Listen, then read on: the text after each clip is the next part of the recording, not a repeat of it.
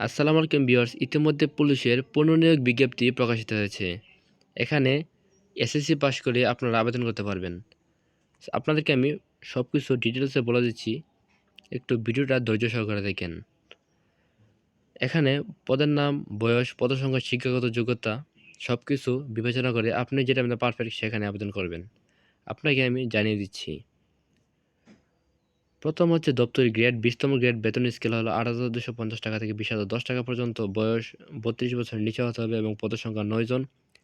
এর জন্য যোগ্যতার প্রয়োজন হবে কোনো স্বীকৃত বোর্ড হতে মাধ্যমিক স্কুল সার্টিফিকেটের সম্মান পরীক্ষায় উত্তীর্ণ।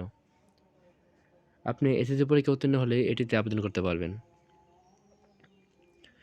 ২ নম্বর হচ্ছে সার্টিফিকেট কাম কম্পিউটার অপারেটর, ১৩তম গ্রেড, বেতন স্কেল ১১,০০০ টাকা থেকে শুরু করে ২৬,৫৯০ টাকা পর্যন্ত। বয়স অনূর্ধ্ব ৩২ বছর, তবে বিভাগীয় প্রার্থীর ক্ষেত্রে বয়সসীমা ৪০ বছর পর্যন্ত শিথিলযোগ্য। এবং এখানে ৫ জন নিয়োগ দিবে। এর জন্য শিক্ষাগত যোগ্যতার প্রয়োজন পড়বে কোনো স্বীকৃত বিশ্ববিদ্যালয় হতে অনন্য দ্বিতীয় বিভাগ বা সমমানের সিজিপিএ, স্নাতক বা সম্মান ডিগ্রি। কম্পিউটার ব্যবহারে দক্ষতা থাকতে হবে এবং সার্টিফিকেটের প্রতি মিনিটে ইংরেজিতে, বাংলায় ও ইংলিশে ৮০ এবং ৫০ শব্দের গতি থাকতে হবে এবং পরীক্ষার সময় বাংলায় ৩০ শব্দ এবং ইংরেজিতে ২৫ শব্দ পরীক্ষায় উত্তীর্ণ হতে হবে।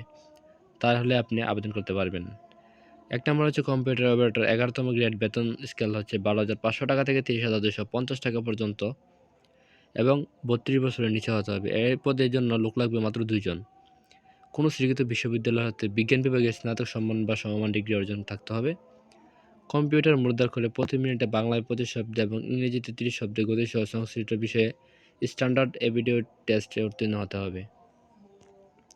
তবে একটা কথা জানিয়ে রাখি, এখানে ২২ এপ্রিল ২০২৪ তারিখে যারা আবেদন করছেন তাদের আবেদন করার দরকার নাই। এটা হচ্ছে পুনর্নিয়োগের বিজ্ঞপ্তি। এখানে শর্তাবলীর মাঝে সবকিছু আবেদনের সব প্রক্রিয়া দেওয়া আছে, আপনারা একটু ভালো করে পড়ে নেবেন। আমি পড়ে ভিডিওটা অনেক লং হয়ে যাবে, আপনারা ভিডিওটা স্টপ করে পড়ে নেবেন।